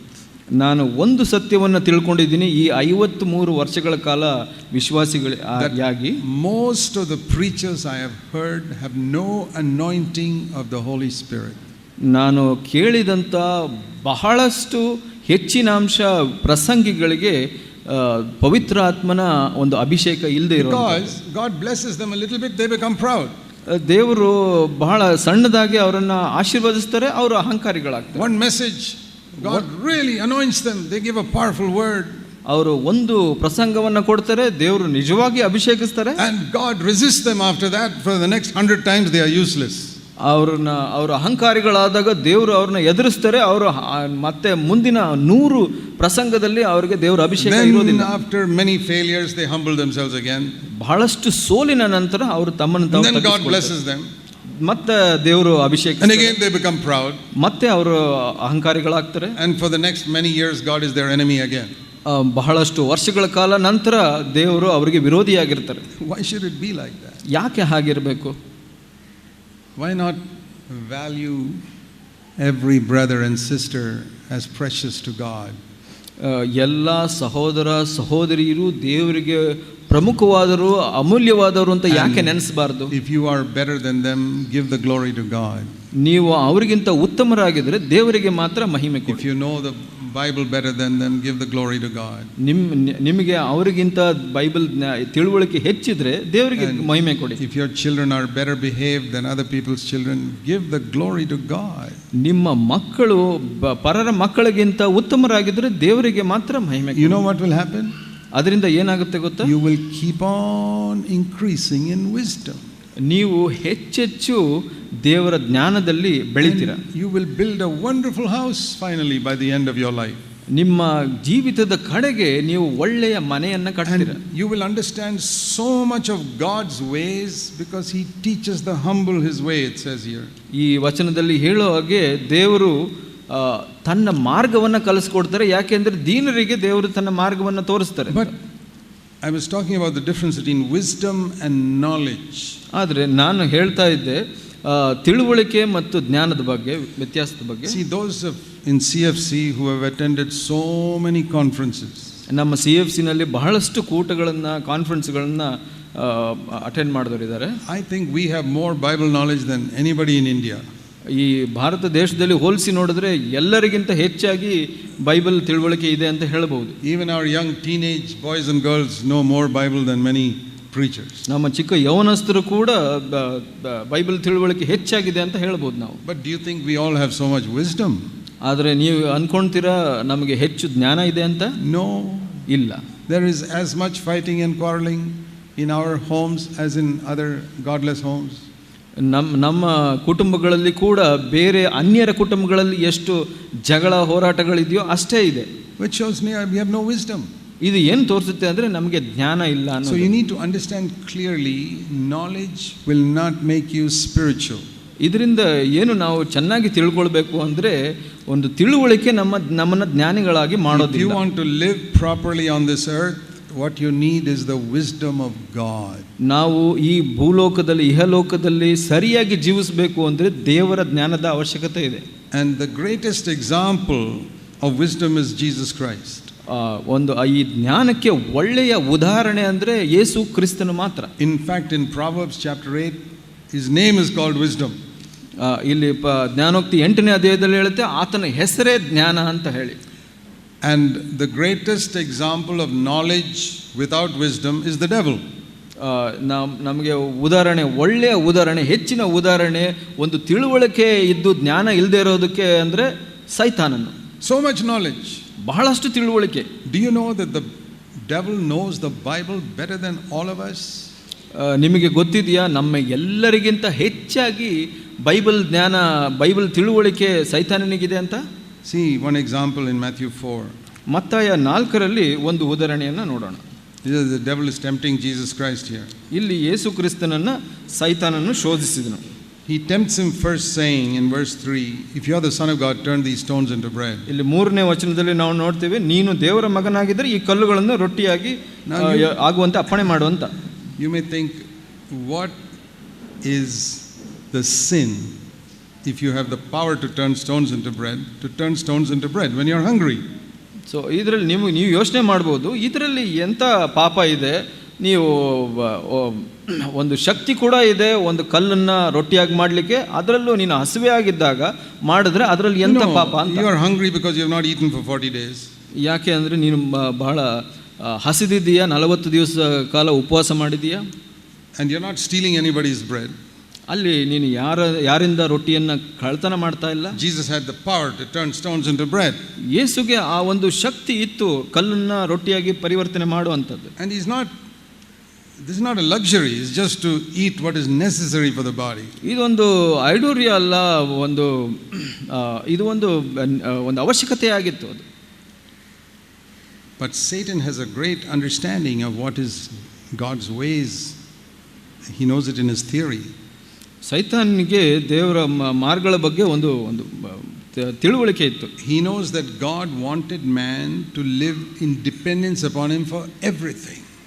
ಆತನಿಗೆ ಗೊತ್ತಿತ್ತು ಒಬ್ಬ ಮನುಷ್ಯನು ದೇವರನ್ನು ಆತ್ಕೊಂಡು ಪ್ರತಿಯೊಂದರಲ್ಲೂ ಜೀವಿಸಬೇಕು ಅಂತ. Even if God gives you a power, you should not use it without his permission. ನಿಮಗೆ ದೇವರು ಒಂದು ಶಕ್ತಿ ಕೊಟ್ಟರು ದೇವರ ಅನುಮತಿ ಇಲ್ಲದೆ ಅದನ್ನು ಉಪಯೋಗಿಸಬಾರದು ಅಂತ. That's what many Christians don't understand. ಅದನ್ನ ಬಹಳಷ್ಟು ವಿಶ್ವಾಸಿಗಳು ಗೊತ್ತಿಲ್ಲ. But Jesus understood it. ಆದರೆ ಯೇಸುಗೆ ಗೊತ್ತಿತ್ತು. Anything God gives me, I can use only if he permits me to do it. ಯಾವುದೇ ದೇವರು ಕೊಟ್ಟಿದ್ರು ಅದು ದೇವರ ಅನುಮತಿ ಇಲ್ಲದೆ ನಾನು ಉಪಯೋಗಿಸಬಾರದು ಅಂತ ಯೇಸುಗೆ ಗೊತ್ತಿತ್ತು. So I cannot turn stones into bread without God's permission. ಆತ ಹೇಳಿದನು, ಹೌದು, ನಾನು ದೇವರ ಅನುಮತಿ ಇಲ್ಲದೆ ನಾನು ಕಲ್ಲನ್ನು ರೊಟ್ಟಿಯಾಗಿ ಮಾಡಬಾರ್ದು ಅಂತ. The devil knew if I can make Jesus do that which looks so ordinary, he will sin. ಸೈತಾನನಿಗೆ ಗೊತ್ತಿತ್ತು, ನಾನು ಇದನ್ನ ಬಹಳ ಚಿಕ್ಕದಾಗಿ ಕಾಣಿಸುತ್ತೆ, ಆದರೆ ಆ ಥರ ಮಾಡಲಿಕ್ಕೆ ಯೇಸುಗೆ ಅನುಮತಿಸಿದ್ರೆ ಅವನು ತಪ್ಪು ಮಾಡಿದಾಗ ಆಗುತ್ತೆ ಅಂತ. Jesus quoted a scripture, verse 4. ಅದು 4ನೇ ವಚನದಲ್ಲಿ ನೋಡ್ತೀವಿ, ಯೇಸು ಒಂದು ವಚನವನ್ನು ತಿಳಿಸ್ತಾರೆ. He said, no, in scripture it says you can't live by bread alone, you need the word of God. ಅವ್ರು ಹೇಳಿದರು, ನಾವು ರೊಟ್ಟಿಯಿಂದ ಮಾತ್ರ ಜೀವಿಸೋದಿಲ್ಲ, ದೇವರ ವಾಕ್ಯದಿಂದ ಜೀವಿಸಬೇಕು ಅಂತ. What is he saying? Bread is not the most important thing for a man. ಅಲ್ಲಿ ಯೇಸು ಏನು ಹೇಳ್ತಾ ಇದ್ರು ಅಂದರೆ, ರೊಟ್ಟಿಯೇ ಒಬ್ಬ ಮನುಷ್ಯನಿಗೆ ಮುಖ್ಯವಾದದ್ದಲ್ಲ. The most important thing for man is to listen to God and do what he says. ಮುಖ್ಯವಾದದ್ದು ಒಬ್ಬ ಮನುಷ್ಯನಿಗೆ ಯಾವುದು ಅಂದರೆ, ದೇವರ ವಾಕ್ಯವನ್ನು ಕೇಳಿ ಅದಕ್ಕೆ ವಿಧೇಯನಾಗೋದು. And God has not told me to turn the stones into bread. ದೇವರು ನನಗೆ ರೊಟ್ಟಿಯನ್ನು ಕಲ್ಲನ್ನು ರೊಟ್ಟಿಯಾಗಿ ಮಾಡಲಿಕ್ಕೆ ಹೇಳಿಲ್ಲ. So I'm not going to do it. ಅದರಿಂದ ನಾನು ಮಾಡೋದಿಲ್ಲ ಅದನ್ನು. So as soon as the devil heard, oh, he's going to quote scripture. ಆ ಸೈತಾನ ಕೇಳಿದ ತಕ್ಷಣ, ಓ, ಈತನ ದೇವರ ವಾಕ್ಯನ ಹೇಳಕ್ಕೆ ಬರ್ತಾ ಇದ್ದಾನೆ ಅಂತ, immediately the devil quotes the scripture. ತಕ್ಷಣನೇ ಸೈತಾನ ಏನು ಮಾಡ್ತಾನೆ, ಆತನು ದೇವರ ವಾಕ್ಯವನ್ನು ಹೇಳ್ತಾನೆ. He said, why don't you jump from the roof of the temple? ಇಲ್ಲಿ ಈ ಒಂದು ದೇವಾಲಯದ ಮೇಲಿಂದ ಯಾಕೆ ಬೀಳಬಾರದು ನೀನು? Because it is written in scripture, verse 6, that he will give his angels charge over you to, not that you don't get hurt. ನೀನು ಇದು ಶಿಖರದ ಮೇಲಿಂದ ಬಿದ್ದರೆ, ಇಲ್ಲಿ 6ನೇ ವಚನದಲ್ಲಿ ಹೇಳುತ್ತೆ, ನಿನ್ನ ಕಾಲಿಗೆ ಕಲ್ಲು ತೆಗೆದಿತ್ತೆ ಎಂದು ಕೈಗಳಲ್ಲಿ ಎತ್ತುಕೊಳ್ಳುವನು ಅಂತ.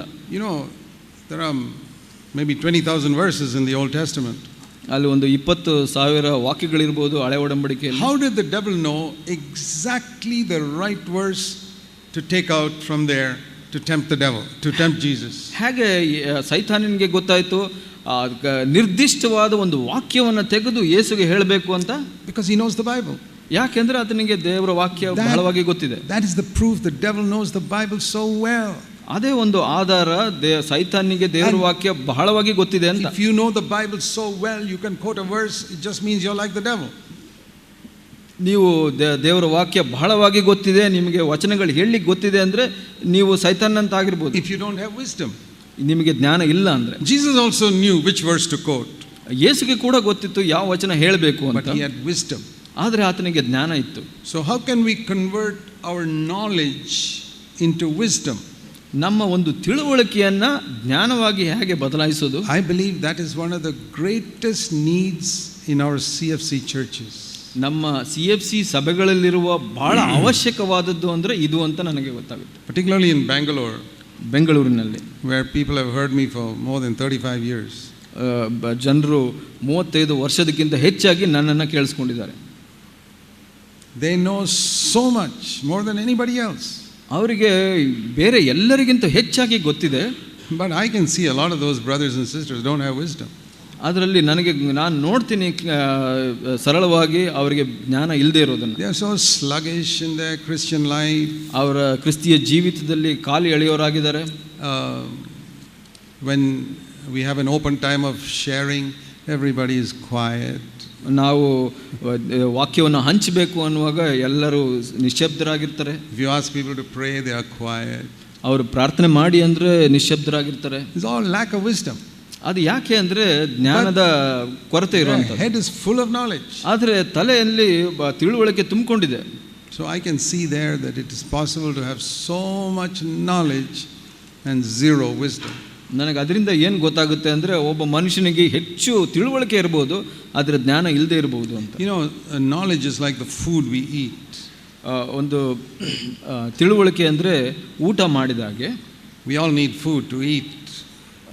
ನಮಗೆಲ್ಲ ಊಟದ ಅವಶ್ಯಕತೆ ಇದೆ ಜೀವಿಸಲಿಕ್ಕೆ. Bible knowledge is like that. ಬೈಬಲಿನ ತಿಳುವಳಿಕೆ ಕೂಡ ಹಾಗೇನೆ. But think, if you eat your food and it just accumulates in your stomach. ನೀವು ಈಗ ಯೋಚನೆ ಮಾಡಿ, ನೀವು ಊಟ ಮಾಡಿದ್ದು ನಿಮ್ಮ ಹೊಟ್ಟೆಯಲ್ಲೇ ಉಳ್ಕೊಳ್ಳುತ್ತೆ ಅಂತ. And it does not get digested and go into all parts of your body. ಅದು ಜೀರ್ಣವಾಗಿ ನಿಮ್ಮ ಶರೀರದ ಎಲ್ಲ ಭಾಗಕ್ಕೆ ಹೋಗೋದಿಲ್ಲ ಅಂತ ಯೋಚನೆ ಮಾಡೋಣ. The rice and the vegetables you ate last week. ಅನ್ನ ಮತ್ತು ಆ ತರಕಾರಿ ತಿಂದಿದ್ದು ಹೋದ ವಾರ. Already the body has started converting it into flesh and blood and bones. ನಿಮ್ಮ ಆ ಶರೀರ ಆ ಜೀರ್ಣದ ಮುಖಾಂತರ ಅದನ್ನ ರಕ್ತ, ಮಾಂಸ ಮತ್ತು ಮೂಳೆಯನ್ನಾಗಿ ಪರಿವರ್ತನೆ ಮಾಡಿ. All the food you ate last month. ಹೋದ ತಿಂಗಳು ತಿಂದ ಊಟವೆಲ್ಲ ಜೀರ್ಣವಾಗಿದೆ. The body has been working on it, not leaving it as rice and vegetables in your stomach, but converting it to blood and flesh and bones. ನಿಮ್ಮ ಶರೀರ ಏನು ಮಾಡುತ್ತೆ ಅಂದರೆ ಅದರ ಮೇಲೆ ಕೆಲಸ ಮಾಡಿ ಅದನ್ನು ಜೀರ್ಣ ಮಾಡಿ ಅದನ್ನು ಬದಲಾಯಿಸಿದೆ, ಶರೀರ ಮಾಂಸ ಶಕ್ತಿಯಾಗಿ. That's how we grew up from childhood to what we are today. ಹಾಗೆ ನಾವು ಒಂದು ಚಿಕ್ಕ ವಯಸ್ಸಿನಿಂದ ಬಾಲ್ಯಾವಸ್ಥೆಯಿಂದ ಈಗ ದೊಡ್ಡವರಾಗಿ ಬೆಳೆದಿದ್ದೇವೆ. But if the rice and vegetables go into your stomach and remain there, ಆದರೆ ಯೋಚನೆ ಮಾಡಿ, ನಿಮ್ಮಲ್ಲಿ ನೀವು ಊಟ ಮಾಡಿದ ಊಟ ಹೊಟ್ಟೆಯಲ್ಲಿ ಹೋಗಿ ಹಾಗೆ ಉಳಿದ್ರೆ, tomorrow you eat some more, ನಾಳೆ ಮತ್ತೆ ಸ್ವಲ್ಪ and it remains there, ಅದು ಉಳ್ಕೊಳ್ಳುತ್ತೆ. and like that every day your stomach becomes bigger and bigger and bigger. ಪ್ರತಿ ದಿವಸ ನೀವು ತಿಂದಿದ್ದು ಹಾಗೆ ಉಳಿದು ಹೊಟ್ಟೆ ದೊಡ್ಡದಾಗುತ್ತೆ. What do you think will happen to you? ಏನಾಗುತ್ತೆ ಅಂತ ಯೋಚನೆ ಮಾಡ್ತೀರಾ? You'll die. ನೀವು ಸಾಯ್ತೀರಾ. Can food make you die? ಒಂದು ಆಹಾರ ನಿಮ್ಮನ್ನ ಸಾಯಿಸುತ್ತಾ? Good food, ಒಳ್ಳೆಯ ಊಟ? yes, ಹೌದು. because it's not digested. ಯಾಕಂದ್ರೆ ಅದು ಜೀರ್ಣವಾಗಿಲ್ಲ. Knowledge is like that. ಹಾಗೆ ತಿಳುವಳಿಕೆಯೂ ಕೂಡ. Knowledge can kill you spiritually. ತಿಳುವಳಿಕೆ ಅನ್ನೋದು ಆತ್ಮಿಕವಾಗಿ ನಿಮ್ಮನ್ನ ಸಾಯಿಸಿಬಿಡುತ್ತೆ. In Jesus' time, the people who knew the Bible best were the Pharisees. ಯೇಸುವಿನ ಕಾಲದಲ್ಲಿ ಬೈಬಲ್ ಅನ್ನು ಸತ್ಯವೇದವನ್ನು ಹೆಚ್ಚಾಗಿ ತಿಳಿದವರು ಫರಿಸಾಯರು.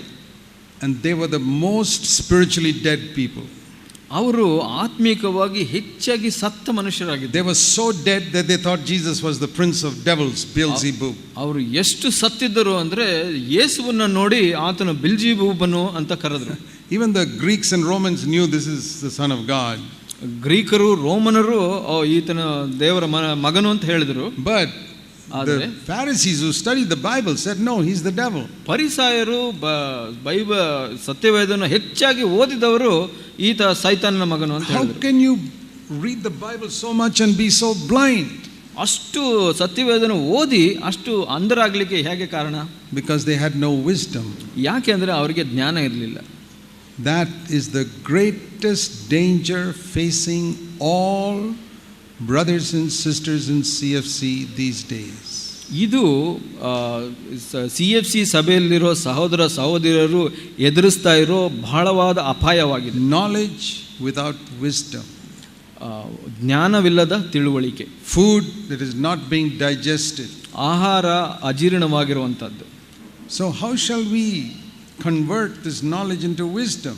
ಈ ತಿಳುವಳಿಕೆಯನ್ನ ಜ್ಞಾನವಾಗಿ ಹೇಗೆ ಪರಿವರ್ತನೆಗೊಳಿಸಬಹುದು? How shall we convert this food into blood and flesh and bones? ಈ ಆಹಾರವನ್ನ ಒಂದು ಮಾಂಸ, ರಕ್ತ ಮತ್ತು ಮೂಳೆಯಾಗಿ ಹೇಗೆ ಪರಿವರ್ತನೆಗೊಳಿಸೋದು? Jesus told us ಯೇಸು ಹೇಳಿದರು how to become wise. ಹೇಗೆ ಜ್ಞಾನಿಗಳಾಗೋದು. He told us a story. ನಮಗೊಂದು ಕಥೆಯನ್ನು ಹೇಳಿದರು. Matthew 7, ಮತ್ತಾಯ 7, about one man who had knowledge and another man who had wisdom. ಒಬ್ಬ ಮನುಷ್ಯನಿಗೆ ಜ್ಞಾನ ಇತ್ತು, ಇನ್ನೊಬ್ಬನಿಗೆ ತಿಳುವಳಿಕೆ ಇತ್ತು. And you'll see who built the house. ಇಲ್ಲಿ ನೋಡ್ತೀರಾ ನೀವು ಯಾರು ಮನೆ ಕಟ್ಟಿದ್ರು. What did we read in Proverbs 24? Do you remember that verse? 24 ಜ್ಞಾನೋಕ್ತಿನಲ್ಲಿ ಏನು ಓದೋ ನೆನಪಿದೆಯಾ ನಿಮಗೆ? By wisdom the house is built. ಜ್ಞಾನದಿಂದ ಮನೆಯನ್ನು ಕಟ್ಟಬಹುದು. Now you see that here. ಇಲ್ಲಿ ನೋಡ್ತೀವಿ ನಾವು ಅದನ್ನು. Matthew 7:24.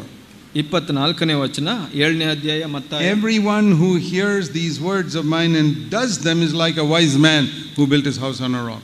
ಈ ನನ್ನ ಮಾತುಗಳನ್ನು ಕೇಳಿ ಅವುಗಳಂತೆ ನಡೆಯುವವನು ಬಂಡೆಯ ಮೇಲೆ ಮನೆಯನ್ನು ಕಟ್ಟಿಕೊಂಡ ಬುದ್ಧಿಯುಳ್ಳ ಮನುಷ್ಯನನ್ನು ಹೋಲುವನು. Opposite is the man who hears these words and does not do them. He is a foolish man who builds on the sand. 26ನೇ ವಚನದಲ್ಲಿ ನೋಡ್ತೀವಿ, ಈ ನನ್ನ ಮಾತುಗಳನ್ನು ಕೇಳಿ ಅವುಗಳಂತೆ ನಡೆಯದೇ ಇರುವವನು ಬುದ್ಧಿಹೀನನು. Now what is the common thing about both these people? ಈ ಇಬ್ಬರಲ್ಲಿ ಒಂದು ಸಾಮಾನ್ಯವಾದದ್ದು ಯಾವುದು? They both heard the words of God. ಇಬ್ಬರು ದೇವರ ವಾಕ್ಯವನ್ನು ಕೇಳಿದರು. This is not talking about a Christian and a Hindu or a Christian and a Muslim. ಇಲ್ಲಿ ಒಬ್ಬ ಕ್ರೈಸ್ತನು ಹಿಂದೂ ಅಥವಾ ಕ್ರೈಸ್ತ ಮುಸ್ಲಿಮನ ಬಗ್ಗೆ ಹೇಳ್ತಾ ಇಲ್ಲ. It's not even talking about a Christian who goes to church and another Christian who doesn't go to church. ಇಲ್ಲಿ ಒಬ್ಬ ಕ್ರೈಸ್ತನು ಸಭೆಗೆ ಹೋಗುವಂತನು, ಕೂಟಕ್ಕೆ ಹೋಗುವಂತನು, ಕೂಟಕ್ಕೆ ಹೋಗದೇ ಇರೋನ ಬಗ್ಗೆನೂ ಹೇಳ್ತಾ ಇಲ್ಲ. It's not talking about a Christian who reads the Bible and a Christian who does not read the Bible. ಇಲ್ಲಿ ಒಬ್ಬ ಕ್ರೈಸ್ತ ಸತ್ಯವೇದ ಓದೋನು ಓದದೇ ಇರೋನ ಬಗ್ಗೆ ಹೋಲಿಸ್ತಾ ಇಲ್ಲ. It's talking about two Christians who read the Bible every day. ಇಲ್ಲಿ ಇಬ್ರು ಕ್ರೈಸ್ತರು ಪ್ರತಿ ದಿವಸ ದೇವರ ವಾಕ್ಯವನ್ನು ಓದುವಂತವರು. Who go to church every week. ಪ್ರತಿ ವಾರ ಸಭೆಗೆ ಕೂಟಗಳಿಗೆ ಹೋಗುವಂತವರು. And both of them hear. ಇಬ್ಬರು ಕೇಳಿಸ್ಕೊಳ್ತಾರೆ. Both of them have got knowledge. ಇಬ್ಬರಿಗೂ ಆ ತಿಳುವಳಿಕೆ ಇದೆ. But in one man that knowledge got digested and became wisdom.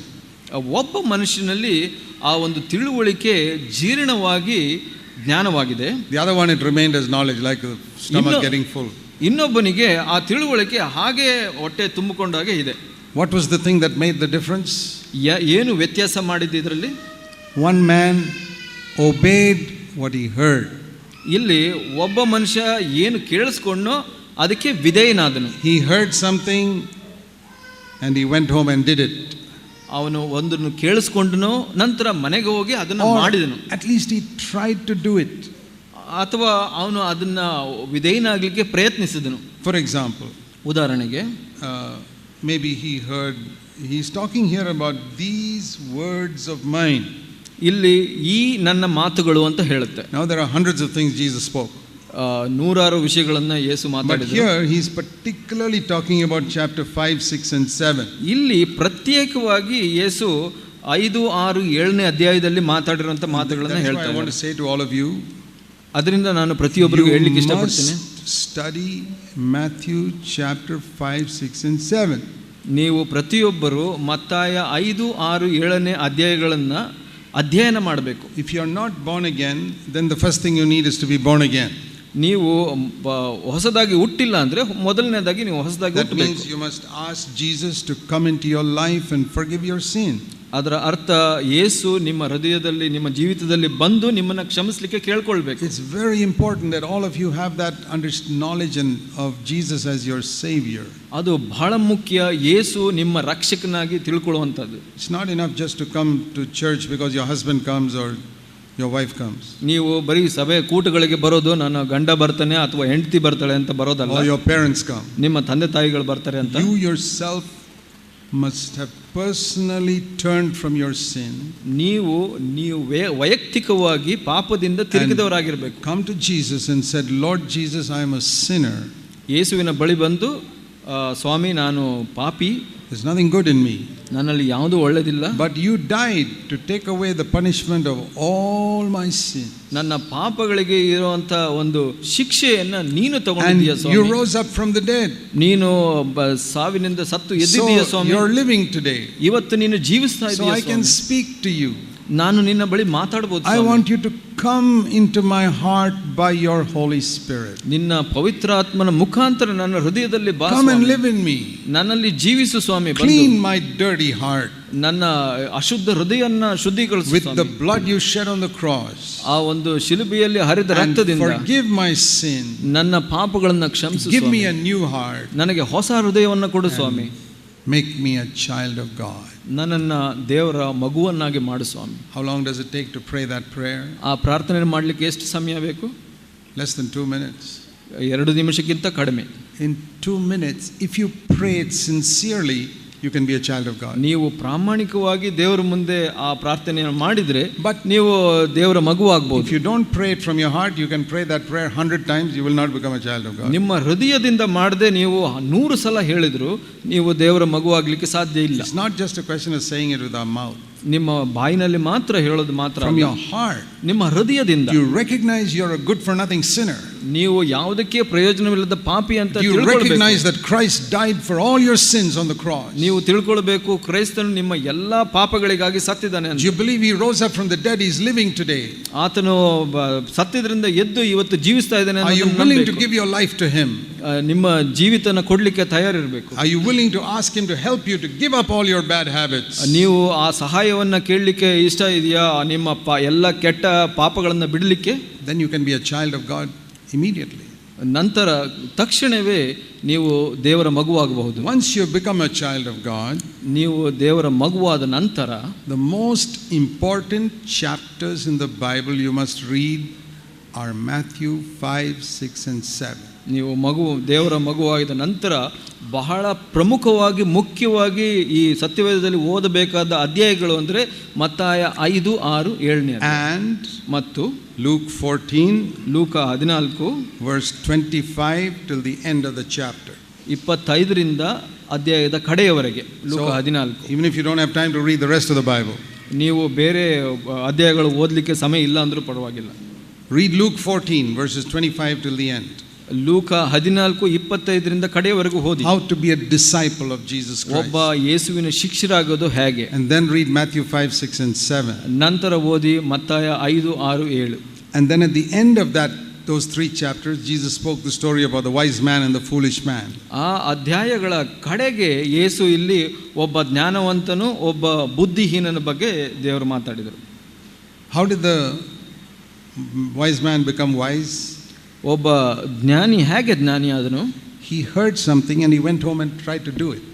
ಅವನು ಕೇಳಿ ಅದು ಮನೆಗೆ ಹೋಗಿ ಅದನ್ನು ವಿಧೇಯಲಾಗಲಿಕ್ಕೆ ಪ್ರಯತ್ನಿಸಿದನು. Let's see, for example, in Matthew 5:21 and 22. ಮತ್ತಾಯ 5ನೇ ಅಧ್ಯಾಯ 21-22 ನೋಡೋಣ. Jesus said, ಇಲ್ಲಿ ಯೇಸು ಹೇಳಿದರು, under the Old Testament they told you don't commit murder.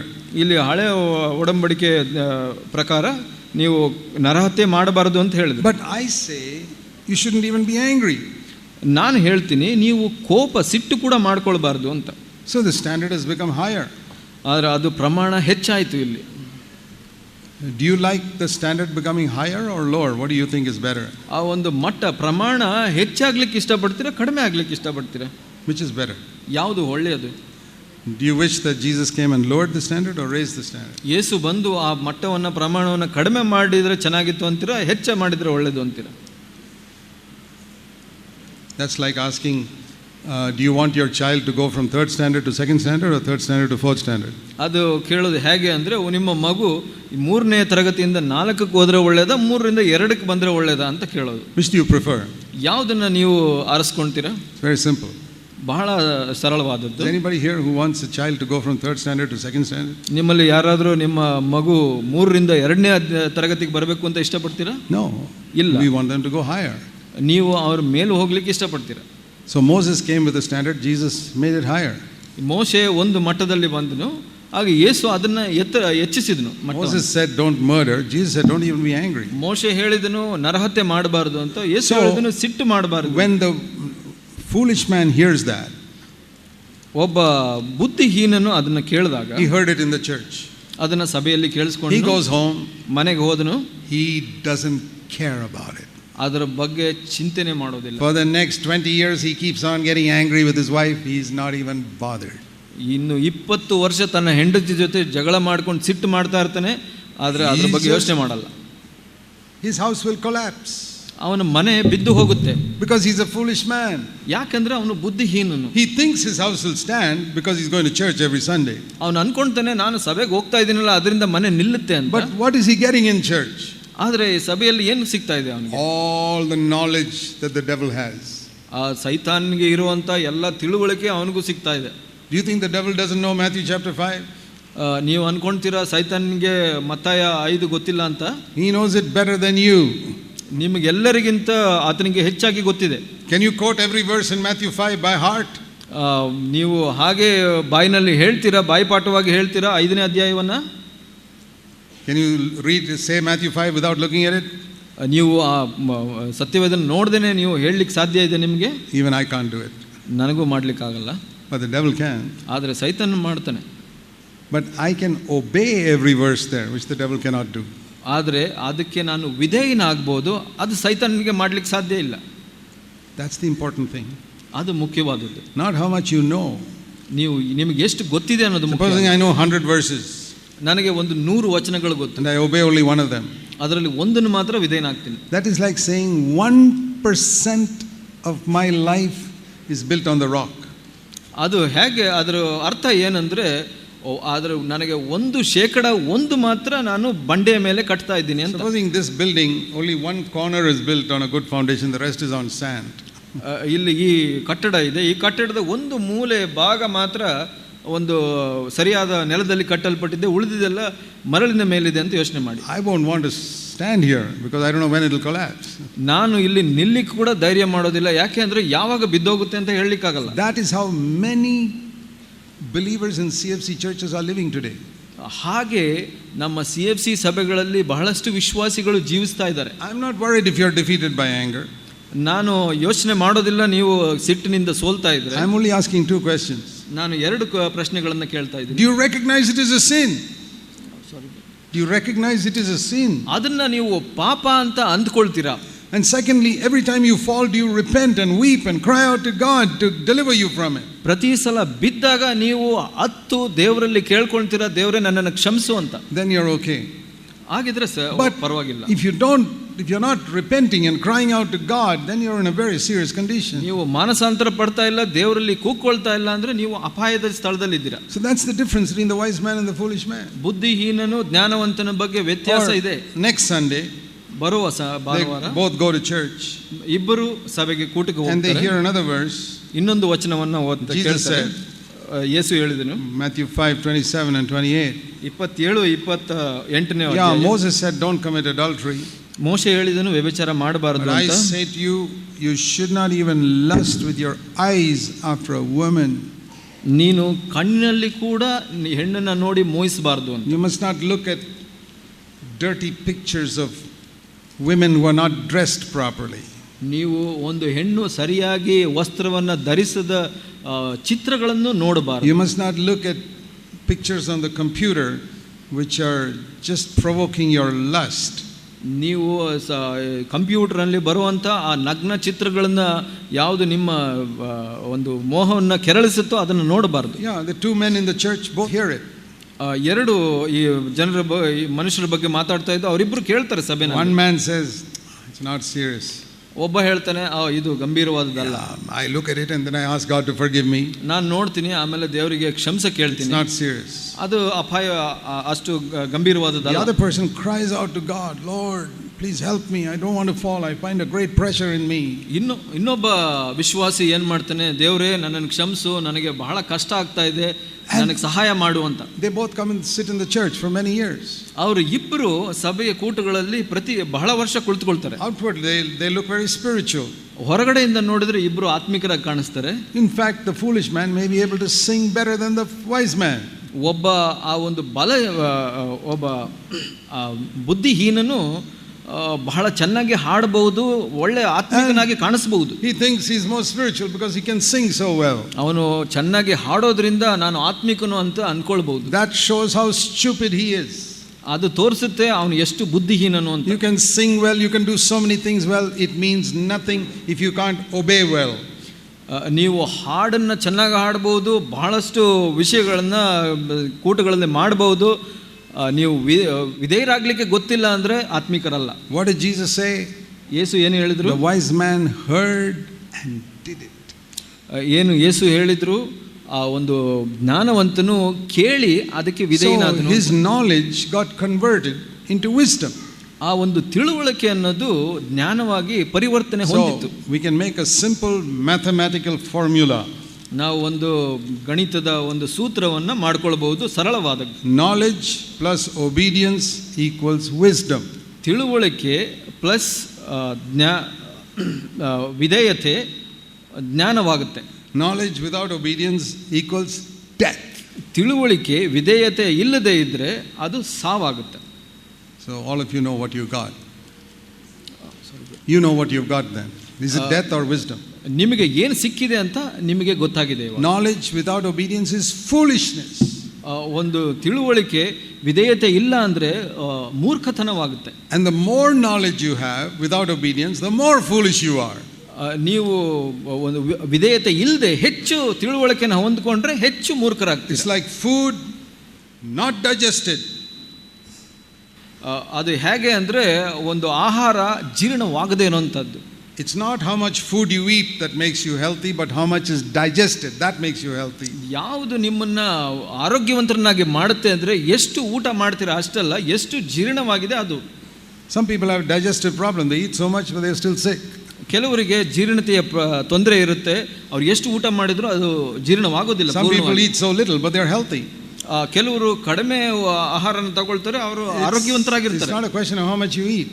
ಅದು ಎಷ್ಟು ನೀವು ತಿಂತೀರಾ ಅನ್ನೋದಲ್ಲ. It's not a question of how many meetings you go to. ನೀವು ಎಷ್ಟು ಕೂಟಗಳಿಗೆ ಹೋಗ್ತೀರಾ ಅನ್ನೋದು ಮುಖ್ಯ ಅಲ್ಲ. Going to a meeting is like eating. ನೀವು ಕೂಟಗಳಿಗೆ ಹೋಗೋದು ಅಂದ್ರೆ ಊಟ ಮಾಡಿದ ಹಾಗೆ. And if you listen to CFC messages, it's like having biryani every day. So ನೀವು CFC ಸಂದೇಶಗಳನ್ನು ಕೇಳ್ತಾ ಇದ್ರೆ ಅದು ಪ್ರತಿ ದಿವಸ ಬಿರಿಯಾನಿ ತಿಂದ ಹಾಗೆ. But that doesn't make you healthy if you don't digest it. ಅದು ಜೀರ್ಣವಾಗದೇ ಇದ್ರೆ ಅದು ನಿಮಗೆ ಆರೋಗ್ಯ ಕೊಡೋದಿಲ್ಲ. It is wisdom that builds the house. ಇದು ಒಂದು ಜ್ಞಾನ ಮನೆಯನ್ನು ಕಟ್ಟುತ್ತೆ. So let me show you this verse. ಅದರಿಂದ ನಾನು ಈ ವಚನವನ್ನು ತೋರಿಸಲಿಕ್ಕೆ ಇಷ್ಟಪಡ್ತೀನಿ. James in chapter 1. ಯಾಕೋಬನು ಅಧ್ಯಾಯ 1ರಲ್ಲಿ ನೋಡ್ಕೊಳ್ಳೋಣ.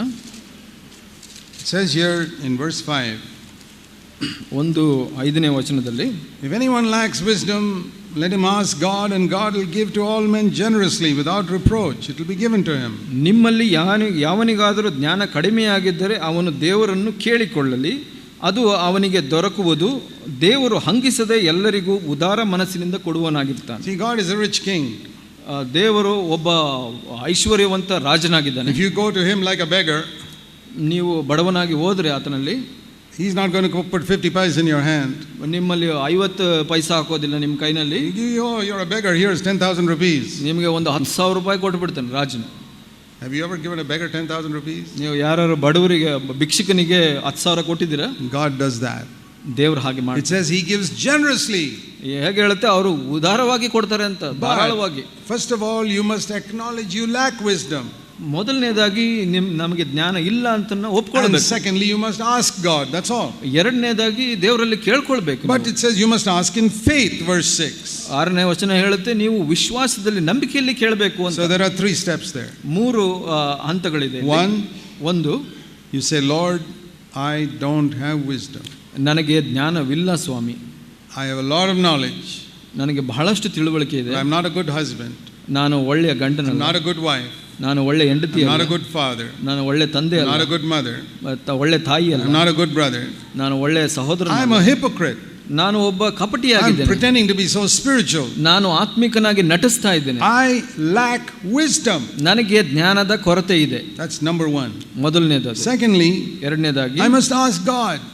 ದೇವರಲ್ಲಿ ಕೇಳ್ಕೊಳ್ಬೇಕು. I must just sit back and expect it will come. ನಾನು ಕುಳಿತುಕೊಂಡು ನನ್ನ ಹತ್ರ ಬರುತ್ತೆ ಅಂತ ಯೋಚನೆ ಮಾಡಬಾರದು. Lord, give me this wisdom. ದೇವರೇ, ನನಗೆ ಈ ಜ್ಞಾನವನ್ನ ಕೊಡು. Ask means like Jesus said, a man who kept on knocking till he got it. ಯೇಸು ಹೇಳಿದ್ರು, ಬಾಗಿಲನ್ನ ತಟ್ಟುತ್ತಾ ಇದ್ದವನು ಸಿಗೋವರೆಗೆ ತಟ್ಟುತ್ತಾ That is the type of asking. ಹಾಗೆ ಕೇಳಬೇಕು. And third, ಮೂರನೇದಾಗಿ, you must believe that God will give it. ನೀವು ನಂಬಬೇಕು. ನೀವು ಕೂಗಿದಾಗ Lord, I am ಕೇಳಿಸ್ಕೊಂತಾರೆ. absolutely sure you will make me a wise man. ದೇವರೇ, ನಾನು ನಿಜವಾಗಿ ಸತ್ಯವಾಗಿ ನಂಬುತ್ತೇನೆ, ನೀನು ನನಗೆ ಜ್ಞಾನವಂತನಾಗಿ ಮಾಡ್ತೀಯ ಅಂತ. That means I am absolutely sure you will help me to obey what I read in Matthew chapter 5. ಅದರ ಅರ್ಥ ಏನು ಅಂದ್ರೆ, ಮತ್ತಾಯ 5ರಲ್ಲಿ ನಾನು ಏನು ಕೇಳಿಸ್ಕೊಂಡೋ ಅದನ್ನ ವಿಧೇಯನಾಗ್ಲಿಕ್ಕೆ ನೀನು ಸಹಾಯ ಮಾಡ್ತೀಯ ಅಂತ. You will help me to overcome my anger. ನೀನು ನನ್ನ ಸಿಟ್ಟಿನಿಂದ ಜಯ ಪಡೆಯಲಿಕ್ಕೆ ಸಹಾಯ ಮಾಡ್ತೀಯ. You will help me ಮಾಡ್ತೀಯ. to overcome the lusting with my eyes which nobody in the church knows I am doing. ನನ್ನ ಸಭೆಯಲ್ಲಿ ಯಾರಿಗೂ ಗೊತ್ತಿಲ್ಲದೆ ನಾನು ಕಣ್ಣಿನಿಂದ ಮೋಹಿಸುವುದನ್ನ ಜಯಿಸಲಿಕ್ಕೆ ನೀನು ಸಹಾಯ ಮಾಡ್ತೀಯ. But I am ashamed of it, Lord. ನನಗೆ ಬಹಳ ನೋವಿದೆ ಸ್ವಾಮಿ ಅದರ ಬಗ್ಗೆ. I know you will do it for me. ನನಗೆ ಗೊತ್ತಿದೆ ನೀನು ಮಾಡ್ತೀಯ ಅಂತ. You will get it. ನಿಮಗೆ ಸಿಗುತ್ತೆ. You will become a wise man. ನೀವು ಜ್ಞಾನವಂತನಾಗ್ತೀರ. And if you haven't sought God like that till now, ನೀವು ದೇವರನ್ನ ಹಾಗೆ ಕೇಳಿಕೊಂಡಿಲ್ಲ ಅಂದ್ರೆ, dear brothers and sisters, start today. ಪ್ರೀತಿಯ ಸಹೋದರ ಸಹೋದರಿ, ಇವತ್ತಿನಿಂದ ಪ್ರಾರಂಭಿಸಿ. Say, Lord, from now on I'm going to seek you for wisdom for my earthly life. ಕರ್ತನೇ, ಇವತ್ತಿನಿಂದ ನನ್ನ ಈ ಭೂಮಿಯ ಜೀವಿತದಲ್ಲಿ, ಇಹಲೋಕ ಜೀವಿತದಲ್ಲಿ ನಿನ್ನ ಜ್ಞಾನಕ್ಕಾಗಿ ಹಾತೊರಿತೀನಿ ಸ್ವಾಮಿ. Let's pray. ಪ್ರಾರ್ಥಿಸೋಣ. Let's bow our heads before God. ದೇವರ ಮುಂದೆ ತಲೆಬಾಗಿಸಿ. My dear brothers and sisters, ನನ್ನ ಪ್ರೀತಿಯ ಸಹೋದರ ಸಹೋದರಿಯರೇ, I really believe God has spoken to you. ನಾನು ನಿಜವಾಗಿ ನಂಬುತ್ತೇನೆ, ದೇವರು ನಿಮ್ಮ ಹೃದಯದಲ್ಲಿ ಮಾತಾಡಿದ್ದಾರೆ. I really believe that God has spoken to your heart personally. ನಾನು ನಿಜವಾಗಿ ನಂಬುತ್ತೇನೆ, ವೈಯಕ್ತಿಕವಾಗಿ ದೇವರು ನಿಮ್ಮ ಹೃದಯದಲ್ಲಿ ಮಾತಾಡಿದ್ದಾರೆ ಅಂತ. And he wants to hear your prayer. ದೇವರು ನಿಮ್ಮ ಪ್ರಾರ್ಥನೆಯನ್ನು ಕೇಳಲಿಕ್ಕೆ and he wants to answer it. ಅದಕ್ಕೆ ಉತ್ತರಿಸಲಿಕ್ಕೂ ದೇವರು ಸಹ ಇಷ್ಟಪಡ್ತಾರೆ. Heavenly Father, ತಂದೆಯಾದ ದೇವರೇ, we pray that nobody will go away from here imagining that everything is all right with them. ಇಲ್ಲಿ ಯಾವ ಒಬ್ಬನೂ ಇಲ್ಲಿಂದ ಎಲ್ಲವೂ ಸರಿ ಇದೆ ಅಂತ ಹೋಗದೇ ಇರೋ ಹಾಗೆ ಸಹಾಯ ಮಾಡಿ. Let there be a cry in every heart. ಪ್ರತಿಯೊಂದು ಹೃದಯದಲ್ಲೂ ಆ ಒಂದು ಕೂಗು ಇರಲಿ ಸ್ವಾಮಿ, for wisdom. ಜ್ಞಾನಕ್ಕಾಗಿ. We pray in the name of the Lord Jesus. ಕರ್ತನಾದ ಯೇಸುವಿನ ಹೆಸರಲ್ಲಿ ಬೇಡುತ್ತೇವೆ. Amen. ಆಮೆನ್.